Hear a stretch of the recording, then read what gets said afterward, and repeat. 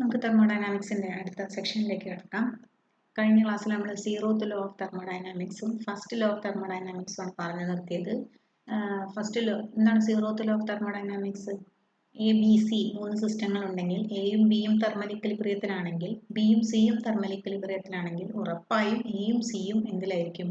Thermal ഇക്വിലിബ്രിയത്തിലായിരിക്കും. അതാണ് zeroth law of thermodynamics. അടുത്തത് ഫസ്റ്റ് ലോ ഓഫ് തെർമോഡൈനാമിക്സ് ആണ്. എന്താണ്? Delta Q is equal to delta U plus delta W. എന്താണ് delta Q എന്ന് പറഞ്ഞാൽ? നമ്മൾ ആ സിസ്റ്റത്തിന് കൊടുക്കുന്ന ഹീറ്റാണ് ഡെൽറ്റ ക്യൂ എന്ന് പറയുന്നത്. ഹീറ്റ് എനർജിയാണ്.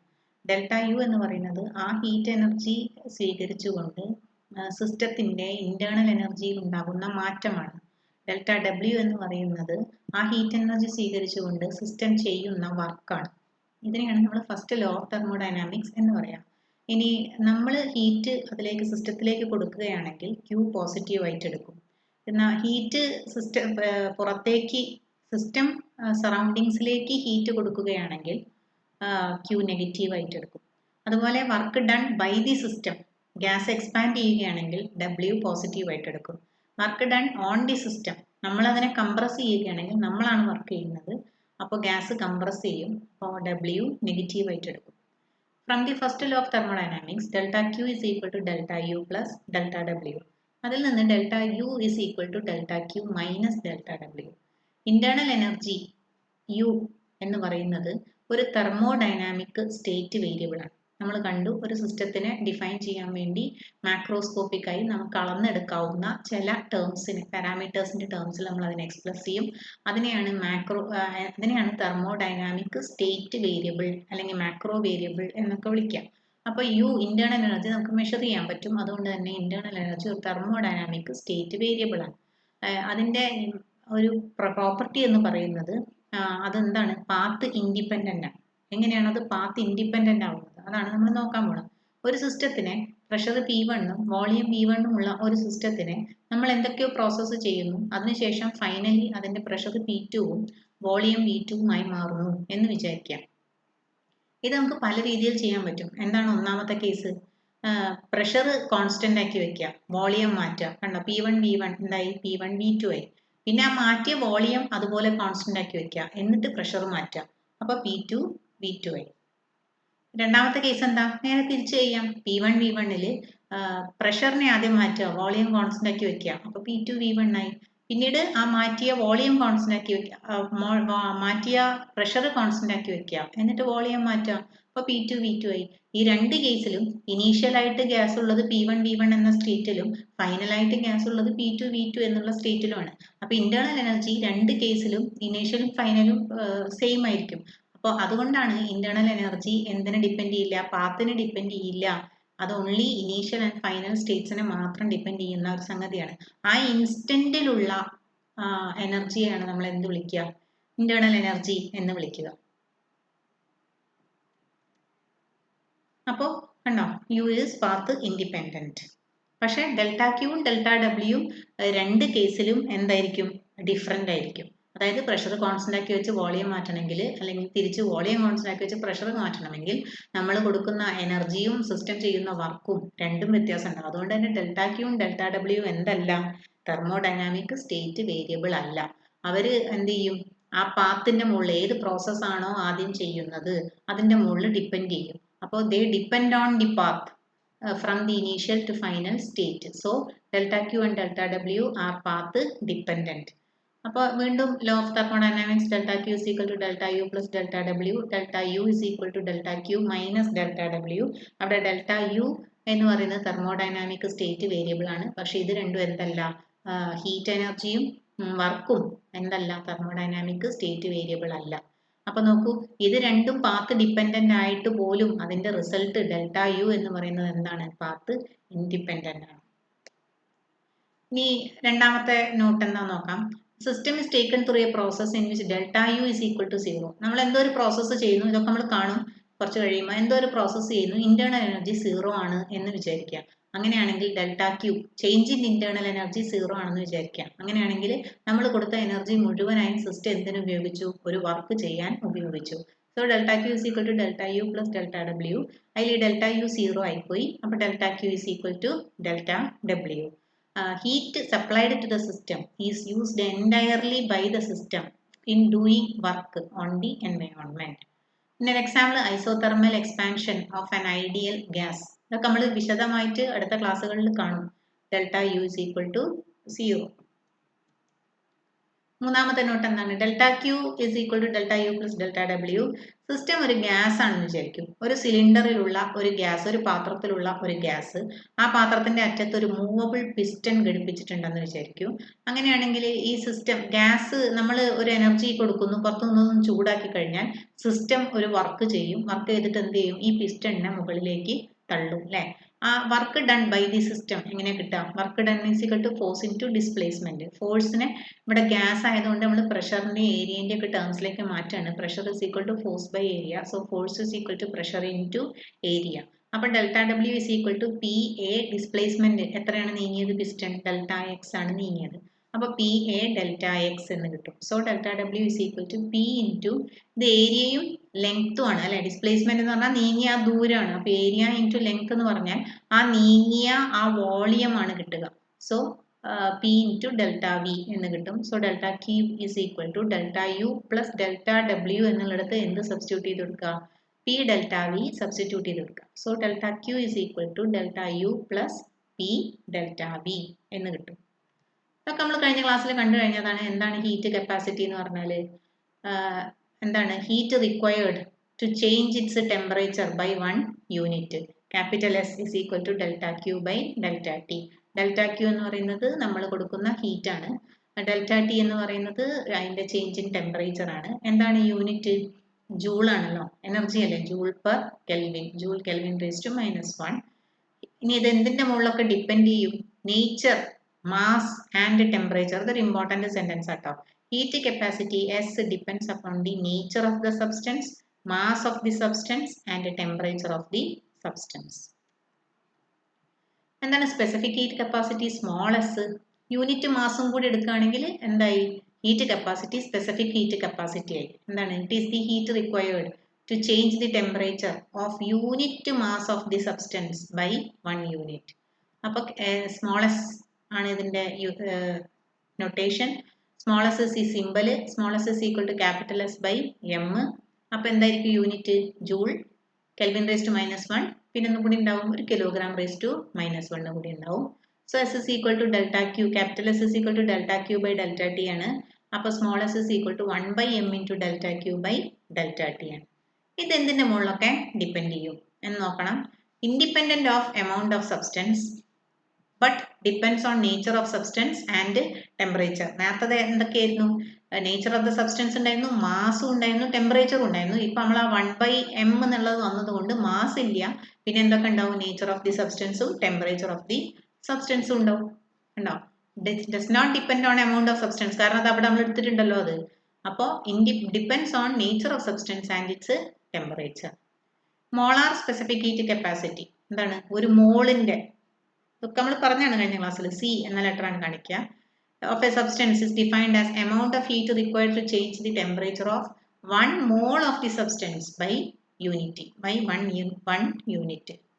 ഇനി അതിൻ്റെ മുകളിലൊക്കെ ഡിപ്പെൻഡ് ചെയ്യും. Independent of amount of substance ആണ്. Depends on nature of the സബ്സ്റ്റൻസും ടെമ്പറേച്ചറും. ഒരു കണ്ടീഷനും കൂടി ഉണ്ട്. എന്താണ്?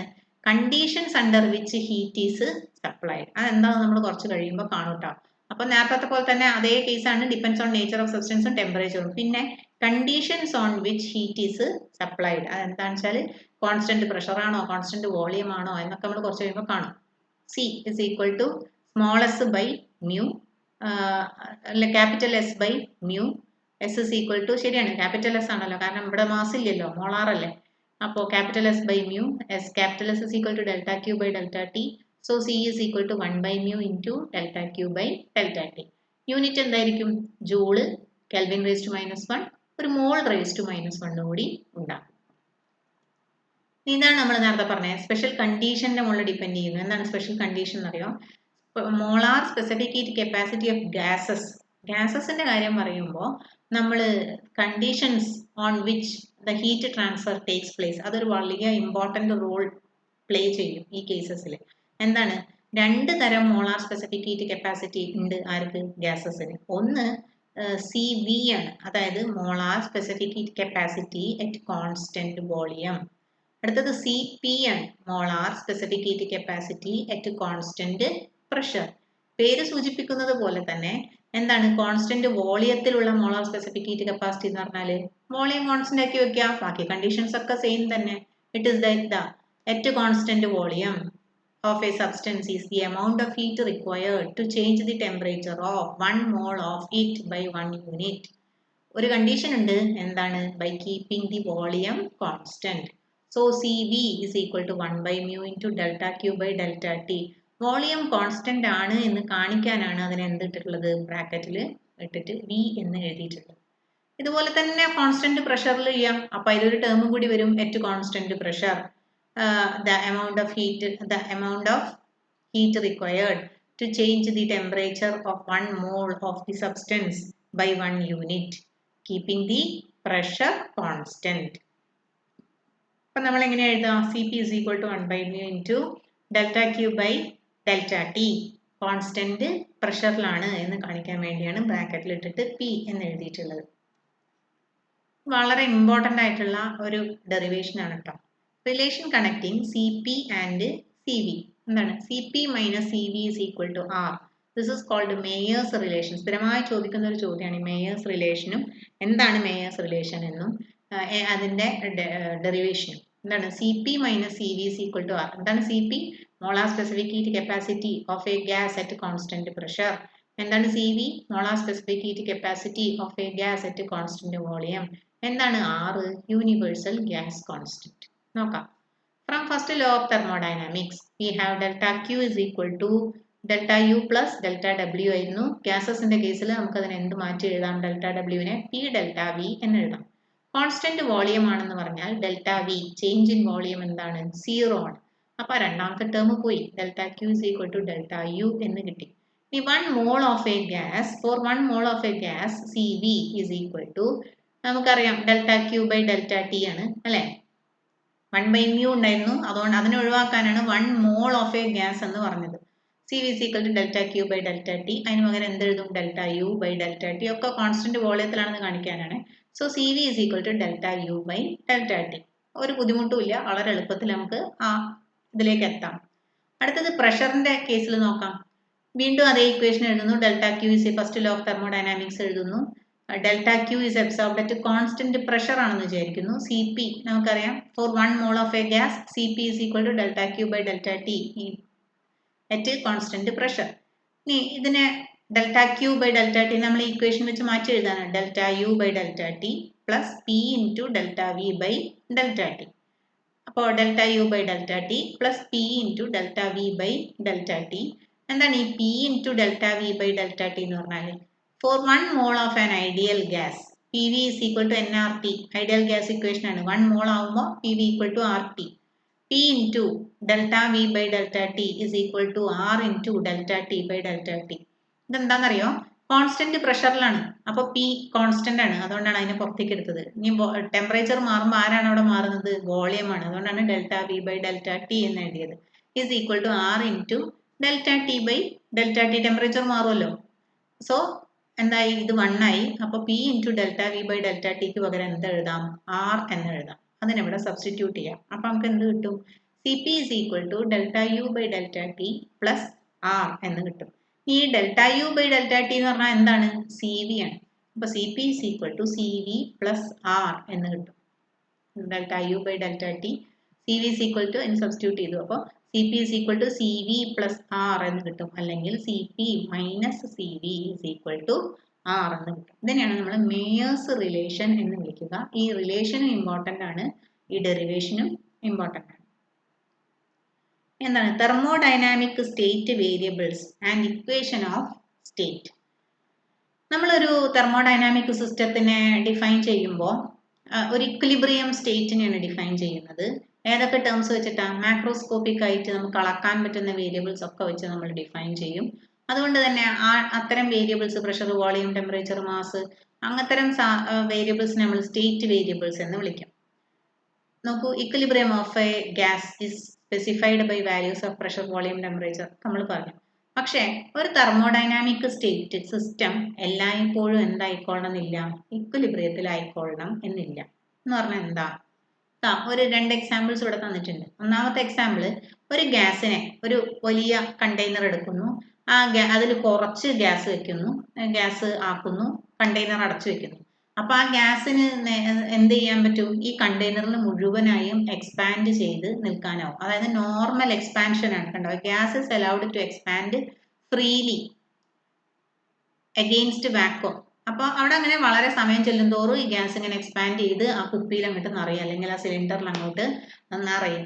അതൊരു അപ്പൊ അത്തരം സിസ്റ്റത്തിനെ നമുക്ക് എന്ത് പറയാൻ പറ്റില്ല? സിസ്റ്റം ഇക്വിലിബ്രിയത്തിലാണ് എന്ന് പറയാൻ പറ്റില്ല. കാരണം അതിന്റെ പ്രഷറിൽ വ്യത്യാസം വരാം.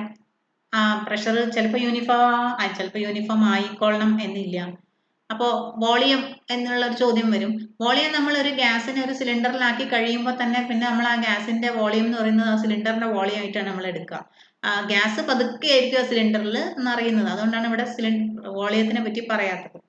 ഇനി ഒരു പൊട്ടിത്തെറി, ഒരു chemical explosion, mixture of gases. ഒരു ബോംബ് എന്ന് പറയുന്ന ഒരു കെമിക്കൽ എക്സ്പ്ലോഷൻ ആണ് ആക്ച്വലി. അപ്പോ എന്താണ് വേണ്ട, mixture of petrol vapour, petrol bomb എന്ന് പറയുന്ന സാധനമാണിത്. And air when ignited by a spark. അതൊരു ഇക്വിലിബ്രിയം സ്റ്റേറ്റ് അല്ല. നിങ്ങൾക്കറിയാം, ഒരു പൊട്ടിത്തെറിയാണ് സംഭവിക്കുന്നത് അല്ലേ? അതിന്റെ ടെമ്പറേച്ചറും പ്രഷറും ഒന്നും എന്തല്ല, യൂണിഫോം അല്ല. പൊട്ടിത്തെറിച്ചു കഴിഞ്ഞാൽ പിന്നെന്ത് സംഭവിക്കും? പതുക്കെ ആ ഗ്യാസ്, അതിൻ്റെ ഉള്ളിൽ ഉണ്ടായിരുന്ന ഗ്യാസ് സറൗണ്ടിങ്സിലുള്ള ടെമ്പറേച്ചറും പ്രഷറുമായിട്ട് തെർമൽ ആൻഡ് മെക്കാനിക്കൽ ഇക്വിലിബ്രിയത്തിൽ എത്തിച്ചേരുകയാണ് ചെയ്യുന്നത്. പൊട്ടുന്ന സമയത്ത് അത് എന്തല്ല, ഇക്വിലിബ്രിയം സ്റ്റേറ്റിൽ അല്ല. ഇക്വേഷൻ ഓഫ് സ്റ്റേറ്റ് വളരെ ഇമ്പോർട്ടൻ്റ് ആണ്. നിങ്ങൾ ആദ്യമേ കെമിസ്ട്രി കേൾക്കാൻ തുടങ്ങിയിട്ടുണ്ടാവും. എന്താണ് ഇക്വേഷൻ ഓഫ് സ്റ്റേറ്റ് എന്ന് പറഞ്ഞാൽ? ഈ തെർമോഡൈനാമിക് സ്റ്റേറ്റ് വേരിയബിൾസ് നമ്മൾ കണ്ടു കഴിഞ്ഞു. ഇക്വിലിബ്രിയത്തിനെയാണ് ഇക്വിലിബ്രിയത്തിനെ കാണിക്കാനാണ് നമ്മൾ ഈ തെർമോഡൈനാമിക് സ്റ്റേറ്റ് വേരിയബിൾസിനെ ഉപയോഗിക്കുക. പക്ഷെ എല്ലായ്പ്പോഴും സിസ്റ്റം എന്തിലായിക്കൊള്ളണമെന്നില്ല, ഇക്വിലിബ്രിയത്തിലായിക്കൊള്ളണമെന്നില്ല. അപ്പൊ ഈ സ്റ്റേറ്റ് വേരിയബിൾസ് തന്നെ എന്തല്ല, ഓരോരുത്തരും ഒറ്റയ്ക്കൊറ്റയ്ക്ക് ഇൻഡിപെൻഡന്റ് ആയിട്ട് നിൽക്കുന്ന ആൾക്കാരല്ല. അത് നിങ്ങൾക്ക് ആലോചിച്ചാൽ അറിയാം. പ്രഷർ, വോളിയം, ടെമ്പറേച്ചർ ഇവരൊക്കെ interconnected. Charles law, boils law ഒക്കെ കണ്ടിട്ടില്ലേ? അപ്പൊ അതൊക്കെ ഇന്റർകണക്റ്റഡ് ആണെന്ന് നമുക്കറിയാം. അപ്പൊ ഈ connection between the state variables, അതിനെയാണ് നമ്മൾ എന്ത് വിളിക്കുക? ഇക്വേഷൻ ഓഫ് സ്റ്റേറ്റ് എന്ന് വിളിക്കുക. നോക്കൂ, ഇതാണ് നിങ്ങൾ ആദ്യമായിട്ട് കാണുന്ന കെമിസ്ട്രിയിൽ കേൾക്കുന്ന ideal gas equation. Equation of state എന്താണ്? PV = nRT അല്ലെങ്കിൽ μRT അല്ലെ? എന്തൊക്കെയാ നിങ്ങൾക്ക് അറിയാം? Pressure, volume, number of moles, universal gas constant, T temperature. ഇനി നോക്കൂ, ഇതിൽ ഫിക്സഡ് എമൗണ്ട് ഓഫ് ഗ്യാസ് എടുക്കാന്ന് വിചാരിക്കാം. അതായത് നമ്പർ ഓഫ് മോൾസിനെ ഫിക്സ് ചെയ്തു. പിന്നെ ഇവിടെ ആരൊക്കെയാണ് ഇൻഡിപെൻഡന്റ് ആയിട്ടുള്ളത്? R എന്ന് പറയുന്ന ഒരു കോൺസ്റ്റന്റ് ആണ്. പിന്നെ ഇവിടെ നോക്കൂ, പ്രഷർ, വോളിയം, ടെമ്പറേച്ചർ, 3 ആൾക്കാരുണ്ട് അല്ലെ? അപ്പൊ സാധാരണഗതിയിൽ എന്താണ്, നമ്മൾ ഒരാളെ ഫിക്സഡ് ആക്കി വെച്ചിട്ട് മറ്റൊരു 2 പേരെയും ഇൻഡിപെൻഡന്റ് ആക്കി ആണ് സാധാരണയായിട്ട് നമ്മൾ കാണുക. Only 2 independent variables. ഒന്നെങ്കിൽ pressure and volume, temperature constant ആയിരിക്കും ചാൾസ് ലോ. അല്ലെങ്കിൽ എന്താണ്, പ്രഷർ കോൺസ്റ്റന്റ് ആക്കി വെച്ചിട്ട് ടെമ്പറേച്ചറും വോളിയവും മാറ്റും. അപ്പോ അതാണ് നമ്മൾ ഈ കേസിൽ ഐഡിയൽ ഗ്യാസ് ഇക്വേഷന്റെ കേസിൽ ചെയ്യാറുള്ളത്. ഇനി എന്താണ് എക്സ്റ്റെൻസീവ് ആൻഡ് ഇന്റൻസീവ് വേരിയബിൾസ്? ഇതൊരു ഇങ്ങനെ ഒന്ന് ഓർത്ത് വെച്ചോളൂ കേട്ടോ. എന്താണ് തെർമോഡൈനാമിക് സ്റ്റേറ്റ് വേരിയബിൾസ്? ഇപ്പൊ നമ്മൾ പറഞ്ഞ ഈ ക്വാണ്ടിറ്റീസിനെ നമുക്ക് രണ്ടായി തരംതിരിക്കാം, എക്സ്റ്റെൻസീവ് വേരിയബിളും ഇന്റൻസീവ് വേരിയബിളും. ഈ എക്സ്റ്റെൻസീവ് വേരിയബിൾ എന്ന് പറഞ്ഞാൽ ആ സിസ്റ്റത്തിന്റെ സൈസിനെ ഇൻഡിക്കേറ്റ് ചെയ്യുന്ന വേരിയബിൾസ് ആണ്. അതായത് വോളിയം, ഒറ്റയടിക്കാൻ നിങ്ങൾക്ക് വളരെ എളുപ്പത്തിൽ നിങ്ങൾക്ക് മനസ്സിലാവുന്ന വോളിയം, മാസ്, അതൊക്കെ എന്താണ്, സിസ്റ്റത്തിന്റെ സൈസ്. നമ്മുടെ മനസ്സിൽ നമ്മൾ സിസ്റ്റം എന്ന് പറയുമ്പോൾ തന്നെ അതിന്റെ വോളിയവും മാസും ഒക്കെയാണ് ഉണ്ടാവുക. അത് സൂചിപ്പിക്കുന്ന വേരിയബിൾസിനാണ് നമ്മൾ എക്സ്റ്റെൻസീവ് വേരിയബിൾസ് എന്ന് പറയാം. എന്താണ് ഇന്റൻസീവ് വേരിയബിൾസ് എന്ന് പറഞ്ഞാൽ? സൈസ് നോക്കി പറയാൻ പറ്റില്ല. പ്രഷർ, ടെമ്പറേച്ചർ ഒക്കെ എന്താണ്, ഇന്റൻസീവ് വേരിയബിൾ ആണ്. ഒരു ഉദാഹരണം തന്നിട്ടുണ്ട്. ഈ സിസ്റ്റം ഇൻ ഇക്വിലിബ്രിയം ആണ്. ആ ഇക്വിലിബ്രിയത്തിലുള്ള സിസ്റ്റത്തിനെ നടു വെച്ചിട്ട് രണ്ടാക്കി പാർട്ട് ചെയ്തിട്ടുണ്ട്. അപ്പോ എന്താണ്, variables that remain unchanged for each part are intensive. സൈസിൽ മാറ്റം ഉണ്ടാകുന്നില്ല. അത്തരം സാധനങ്ങളൊക്കെ സൈസിൽ മാറ്റം ഉണ്ട്. നമ്മൾ തന്നെ നടുവ് വെച്ചിട്ട് മുറിച്ചില്ലേ? അപ്പൊ സൈസിൽ മാറ്റം ഉണ്ട്. അപ്പൊ വോളിയം മാറും, മാസ് മാറും. അങ്ങനെ ആ സൈസിൽ മാറ്റം ഉള്ളത് കൊണ്ട് മാറുന്ന ആൾക്കാരൊക്കെ എക്സ്റ്റെൻസീവ് വേരിയബിളും, സൈസിൽ മാറ്റം ഉള്ളത് കൊണ്ട് മാറാത്ത ആൾക്കാരൊക്കെ ഇന്റൻസീവ് വേരിയബിളും ആണ് എന്നാണ് ആ പറഞ്ഞത്. എക്സ്റ്റെൻസീവ് വേരിയബിൾസ് ആരൊക്കെയാണെന്നറിയാം? ഇവിടുത്തെ internal energy U, volume V, mass M. Intensive വേരിയബിളോ? സൈസ് മാറിയാലും കുഴപ്പമൊന്നുമില്ല, ഞങ്ങൾക്ക് മാറ്റമൊന്നുമില്ല എന്ന് പറയുന്ന ആൾക്കാരാണ് പ്രഷർ, ടെമ്പറേച്ചർ, ഡെൻസിറ്റി ഒക്കെ. ഇനി ഇതൊന്നും ഇങ്ങനെ ഓർത്ത് വെച്ചോളൂ, സാധാരണ കാണാറൊന്നുമില്ല, എന്നാലും ഇപ്പം പറയാലോ. We can check the consistency of a thermodynamic equation using the classification of variables. അപ്പൊ ഇതൊക്കെ ഈ എക്സ്റ്റൻസീവ് ഇന്റൻസീവ് എന്നൊക്കെ പറയുന്നതൊക്കെ വളരെ കൃത്യമായിട്ടുള്ള ഡെഫിനീഷൻസ് ആണ് എന്ന് പറയാൻ വേണ്ടിയിട്ടാണ് നമ്മൾ ഈ ഇക്വേഷനിലേക്ക് വരുന്നത് കേട്ടോ. Delta Q is equal to delta U plus P delta V. Delta Q എന്ന് പറയുന്നത് എന്താണ്? ഒരു എക്സ്റ്റൻസീവ് വേരിയബിൾ ആണ്. ഡെൽറ്റ യു എന്ന് പറയുന്നതും ഒരു എക്സ്റ്റൻസീവ് വേരിയബിൾ ആണ്.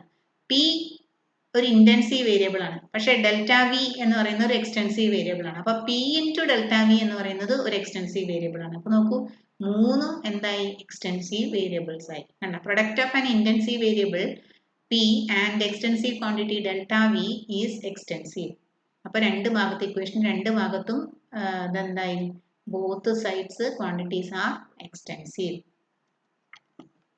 ഒരു പ്രോബ്ലം ചെയ്ത് നോക്കാം. Change in internal energy delta U for 1 gram of water. ലിക്വിഡിൽ നിന്ന് വേപ്പർ ഫേസിലേക്കാണ് പോകുന്നത് കേട്ടോ. Measured latent heat of water is 2256 joule per gram. Atmospheric pressure 1 gram of water has a volume of 1 centimeter cube in liquid phase and 1671 centimeter cube in vapor phase. എന്താ ചെയ്യാൻ കാണാൻ പറഞ്ഞത്? Delta U ആണ് കാണാൻ പറഞ്ഞത്. അപ്പൊ delta Q is equal to delta U plus delta W. First law of thermodynamics. അപ്പോൾ നമ്മൾ അതിനെ പി ഡെൽറ്റ വി എന്നുള്ള ടേംസിലേക്ക് മാറ്റി എഴുതുക. ഡെൽറ്റ യുവിന്റെ ടേംസിലേക്ക് ഇക്വേഷൻ റീഅറേഞ്ച് ചെയ്യാം. Delta U is equal to delta Q minus P delta V. എന്താ ഡെൽറ്റ വി എന്ന് പറഞ്ഞാൽ? വി ഗ്യാസ്, ലിക്വിഡിൽ നിന്ന് വേപ്പറിലേക്കല്ലേ, V final minus V initial, അതായത് V gas minus V liquid, V L. Delta U is equal to delta Q into P into V G minus V L. എല്ലാം substitute ചെയ്യുക, എല്ലാം തന്നിട്ടുണ്ട്. ഡെൽറ്റ ക്യൂ എന്താണ്? നമ്മൾ കൊടുക്കുന്ന ഹീറ്റാണ് അല്ലെ, അതായത് ആ വസ്തു അബ്സോർബ് ചെയ്യുന്ന ആ ഹീറ്റാണത്. അതാണിത് measured latent heat of water. എത്രയാണ്? നമ്മൾ കഴിഞ്ഞ ചാപ്റ്ററിൽ പഠിച്ചാണ്. ലേറ്റന്റ് ഹീറ്റ് എന്ന് പറഞ്ഞാൽ എന്താണ്? ഒരു ഫേസിൽ നിന്നും ഒരു സ്റ്റേറ്റിൽ നിന്നും മറ്റൊരു സ്റ്റേറ്റിലേക്ക് പോകാൻ വേണ്ട ഹീറ്റ് എനർജിയാണ് നമ്മൾ ലേറ്റന്റ് ഹീറ്റ് എന്ന് വിളിക്കുക. അപ്പൊ അതാണിത് 2256 മൈനസ് അറ്റ്മോസ്ഫറിക് പ്രഷറിലാണ്. അതുകൊണ്ടാണ് പ്രഷറിന് എന്ത് എഴുതിയത്? 1.013 × 10⁵ പാസ്കൽ എന്ന് എഴുതിയത്. വി ജി എന്താണ്? 1671. പക്ഷെ ഇവിടെ സെന്റിമീറ്റർ ക്യൂബ് ആണ്. ബാക്കിയുള്ളവരൊക്കെ എന്തിലാണ്? SI യൂണിറ്റിലാണ്, ജൂൾ പെർ ഗ്രാം എന്നൊക്കെ കാണില്ലേ. അപ്പൊ അത് നമ്മൾ മാറ്റുകയാണ്. 1671 സെന്റിമീറ്റർ ക്യൂബിനെ മീറ്റർ ക്യൂബ് ആക്കുമ്പോൾ സെന്റിമീറ്ററിനെ മീറ്റർ ആക്കുമ്പോൾ 10⁻² കൊണ്ട് മൾട്ടിപ്ലൈ ചെയ്യണം. ഇവിടെ ഒരു ക്യൂബ് ഉണ്ടല്ലോ, അപ്പൊ 10⁻², the whole raised to 3, 10⁻�6. അതുപോലെ മൈനസ് ഇനീഷ്യൽ എത്രയാണ്? 1 gram ആണ് അല്ലേ. അപ്പൊ 1 × 10⁻�6 ചെയ്യുമ്പോൾ delta U is equal to 2087 joules എന്ന് കിട്ടും. അപ്പൊ ഇത്രയാണ് ഈ ക്ലാസ്സിൽ പറയാനുള്ളത്. അടുത്ത ക്ലാസ്സിൽ കാണാം.